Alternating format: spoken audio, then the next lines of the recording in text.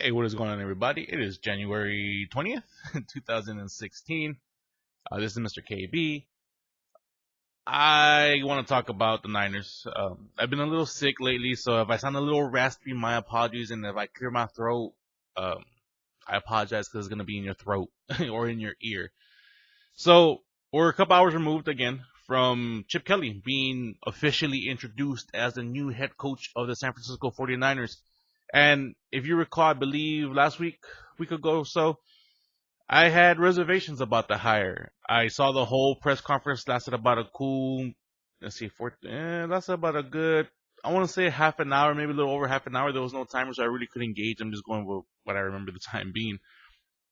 About half an hour, maybe a little over half an hour. And yeah, I still have reservations of the hire. Nothing that was said at that press conference leads me to believe that Chip Kelly is overall different, and maybe he shouldn't be. But whether or not that's going to lead to this team winning is going to be one of those things that are left unsaid for the time being. He was introduced and he came out and it was like, yeah, I'm so happy to work for the Niners. I'm so happy to work for Jed York and Trent Baalke. Both men have a history of trying or like developing a championship team and blah blah blah blah blah. I was like, look, first of all, don't lie. We've seen one Super Bowl appearance in the last 20 years, and we haven't won one in 20 years. So let's not give Mr. York and Mr. Baalke that much credit as far as one of the big reasons. I understand you have to do that. They gave you a job. Look, I'd be grateful too for the millions they would be stuffed into my bank account at that point. But at no point during any of the introductions did he ever say, I'm excited to work with the players. I'm excited, the quality of players that we've had, that the Niners have had in the past years on defense, offense, blah, blah, blah, blah. Like, never once did he ever even acknowledge that there's players on the team that made him excited to work for the Niners. Now, it may be a thing where no head coach being hired ever does that, but seeing the reputation that he has as not being a player's coach, as kind of being, I don't want to call him a dictator, but kind of being, like, I guess the super critical manager.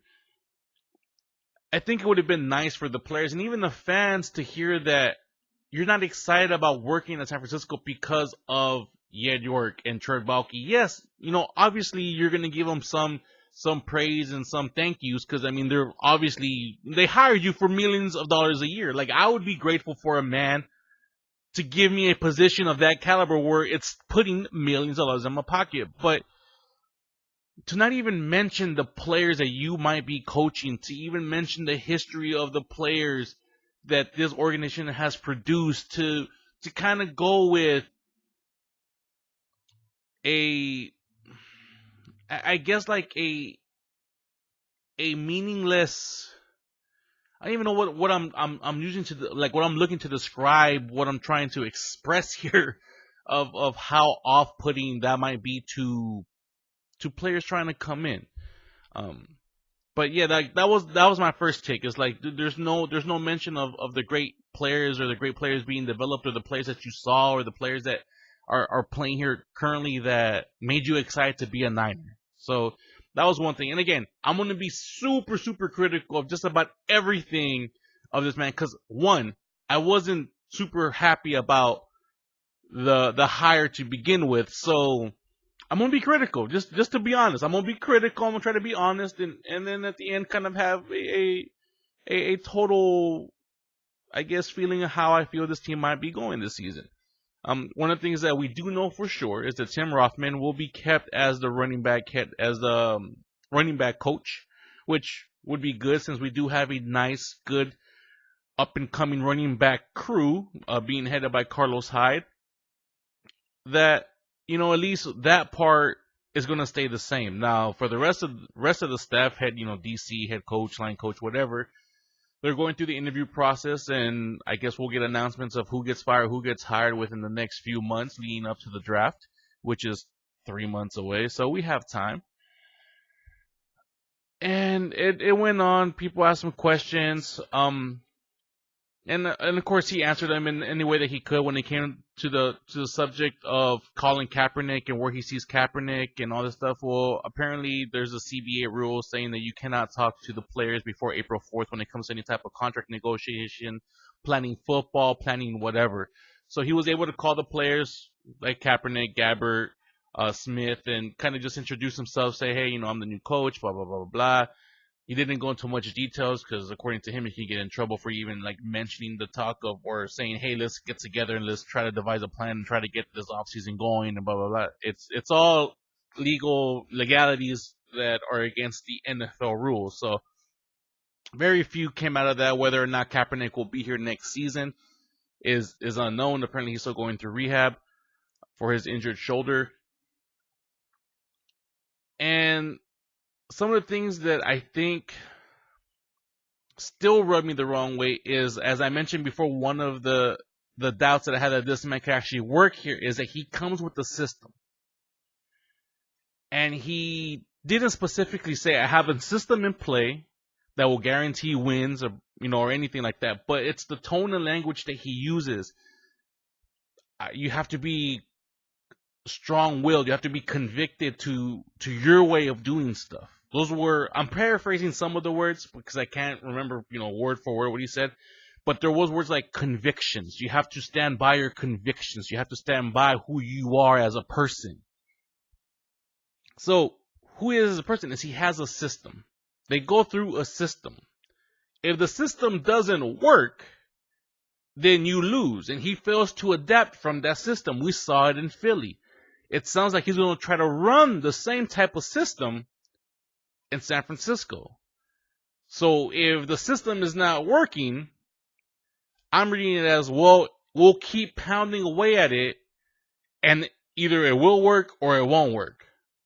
That's kind of what I'm getting from the tone and, again, the language being used. Sorry, my throat is really hurting.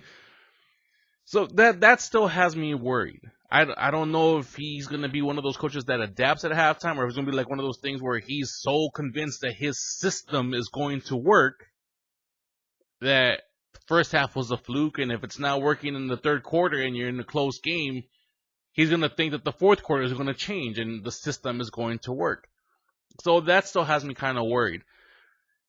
They also brought up the fact that there's been, I guess, criticisms that his offense is so fast-paced that the defense doesn't have time to rest, which, wears out your defense. And I think it even came down to, what was it? I think the stat was that overall the snaps that the defense played for his teams this season would have translated to them playing, I believe, 3 quarters more of football. Basically a whole new game of football by the end of the season. So when you think about it, you might think, oh, an extra game is not a lot. But this is a pounding sport.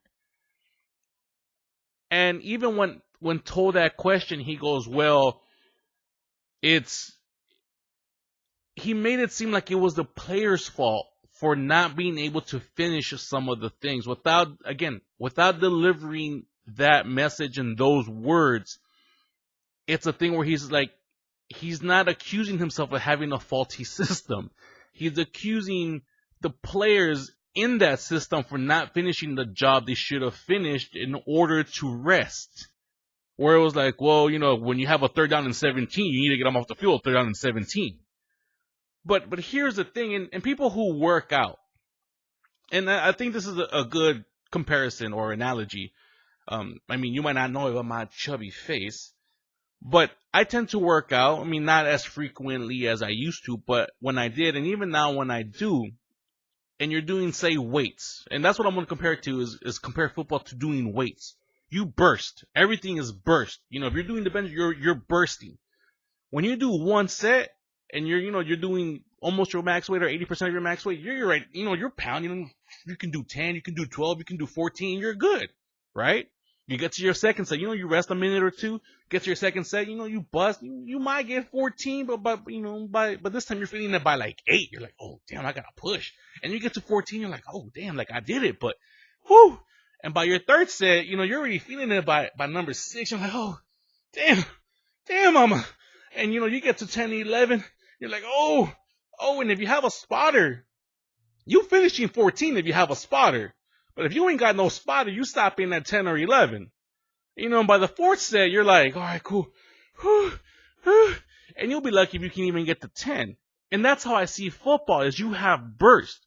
So yeah, quarter one, quarter two, you have fresh players. You're coming off, a week or 6 days of rest. If you had a bye week, you're coming off 2 days of rest. But I mean, if you're talking about a season, that works for first game. Even the second game, 6 days is enough. By the third game, 6 days is still enough. Fourth game, 6 days.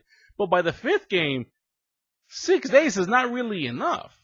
And by that time, you're talking about, if his teams are averaging 3/4 more of football, you're talking about around that fourth, fifth game, you're already playing an extra quarter of football. You're at that extra set.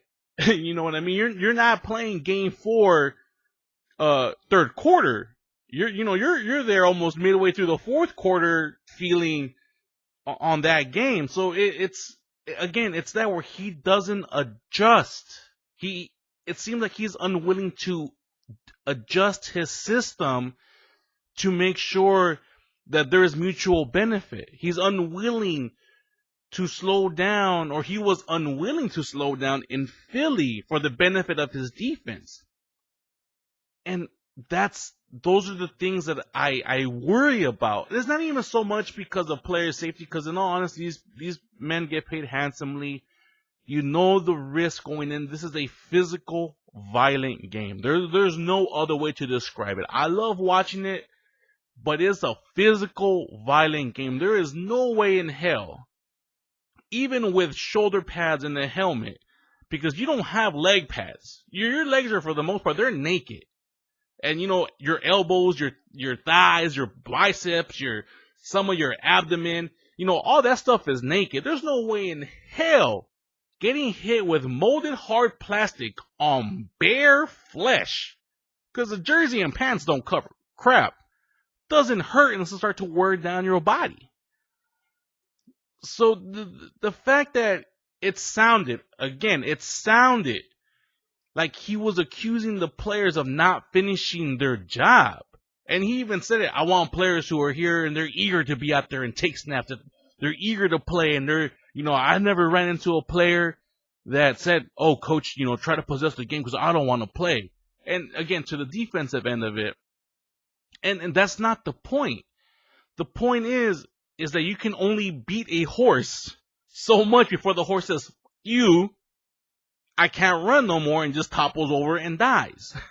Those are the things that worry me. I mean, you have a man like Navarro Bowman. He's a beast. Nobody can ever deny that this man is a beast. He came back from MCL, ACL. I think he tore like almost every CL in his leg, popped some tendons when he recovered that non-fumble during the Seahawk game. And, he said himself, Navarro Bowman that is, that it takes him almost an hour and a half to get freshened up. Now, the man led the league in tackles this year. His first full season back, he led the league in tackles. I think only by one. I think it was total 154. He finished one above. I had no idea he even achieved that until late in the season. But when you have a man in that condition who is a beast, nobody will ever, I would never say it. I don't think anybody in the league will ever call that man a pussy. Navarro Bowman, that is. But even though he's capable of popping 154 tackles, how much can somebody like a Navarro Bowman actually take as far as physical punishment? If you're asking this man to stay out there another 3/4 of football per year, per season, and that was just like a rough estimate, it could be almost an entire game as far as the time you're on the field, the time during TV timeouts that you're just out there and you have to be stay loose and just kind of, be in that adrenaline-filled zone. Can a man like Navarro Bowman, even if the team makes the playoffs, still be efficient enough in the playoffs? And I don't think that's something that Chip Kelly understands. Is that, okay, cool, If you play this method and it gets you 11 wins next season, let's say he does that 6-game turnaround, he gets 11, he finishes 11-5, he makes the playoffs.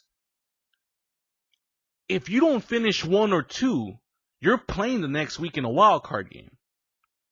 How efficient is your defense going to be if you just essentially ask them to play an extra game before playing a wild card game? So instead of 16 games, they've played 17 games, about to go to their 18th game. But it seems like he just, again, by the language, that he doesn't want to adjust his system. That it's up to the defense to get off the field. And for the most part, that is true. But there is a thing of working people too hard. Like I said, if you get to the third quarter, fourth quarter, say later in the season, and you just come off the bench after your defense, try to make a run, or they even get a field goal, but it was quick. It was a 2-minute, 3-minute score, 4-minute score. You come out back to the field, yeah, you're gonna feel all right. You got 4 minutes to kind of catch your breath. You're gonna burst for the first down. You're gonna burst again for the second down. You might cause a couple sacks. You might get some tackles but you only have 4 seconds of rest in between those massive bursts of energy. By the third down, you're like, oh damn, whoo! And then the other team scores a first down on you. Then guess what? You have to do it again. And okay, you might be able to pop off one quick burst for your first down and keep the gain, or even go for a loss, and then second down you're going to be tired again. And it's just that cycle, and the cycle doesn't stop. The cycle keeps going. So I worry for the defense. He's an offensive-oriented coach with very little, it seems, rationality of what the consequences are for the defense when you play that high level, that high tempo type offense. And again, that's something that's worrying to me. I think that's it. I think I've said everything that I wanted to say that kind of came into I think there's a lot more, but I don't want to repeat a lot of the stuff because I tend to do that. But those are going to be the 2 or 3 main sticking points of what I got from Chip Kelly. At the end, look, I want him to succeed. Don't get me wrong. I want him to succeed. Even if my most hated coach, Pete Carroll, came and coached the Niners some point in the future, I would wish him luck because I want my team to win. I want to sit in front of my TV every Sunday, sometimes Monday or Thursday, possibly Saturday. I want to sit in front of the TV and watch my team win. I want them to succeed. I want to see the players who represent my team celebrate victory. I want them to get a ring. That's what I wanted when Frank Gore was here. That's what I wanted when Alex Smith was here. That's what I wanted when Vernon Davis was here. That's what I wanted when like all these people who gave their blood, their sweat, their tears, their fears, their hopes and their dreams to play for this organization. That's what I wanted for them. And for the people coming in and giving up their bodies, and a lot of them even their minds, because like I said, this game is violent and physical. I want them to have those sweet, cherishable moments that you gave up your body maybe for something inconsequential at the time. But, when you live in the moment, those moments are sometimes that's all you got. When you're old and your knees are busted because you're playing football, and you're like, oh my God, why did I do this? But you can hold up your hand and kiss that ring. Sometimes that, getting older myself and seeing my dad get old, sometimes it's those little moments that make the footache go away, that make the knee pain go away, that make, some of the headaches go away. I mean, yeah, it's not a cure-all, but you remember that those are those sweet moments that you remember in your life of what you did for your life has meaning. As stupid as it may sound, maybe it's just a guy thing, I don't know. But those are the little things in life that make it. And I wish Chip Kelly nothing but luck. But I'm going to be super critical of him. And I also worry for our defensive players. The offense, not so much, but I do worry for our defensive players, their well-being, their just overall morale as the season goes on. And if there is a streak of good luck and they do make the playoffs, how much more we're going to be asking for them to possibly win the Super Bowl. And if they don't win it, how crushing is that going to be that they had to work what sounds like extra hard compared to other defenses in the NFL, and maybe come away short? Or if you just adjust that game plan just a little bit. The key saying is work smarter, not harder. Maybe that's something coach should realize. That's all I'm saying. So until next time, this has been Mr. KB. Thank you guys so much for viewing. I'm always flattered that I get, more than 1 or 2 views on my videos. Thank you guys so much, and every comment means so much. I try to respond back to as many as I can. But thank you guys so much. Thank you guys for watching. This has been Mr. KB, and I'll see you guys next time. Bye.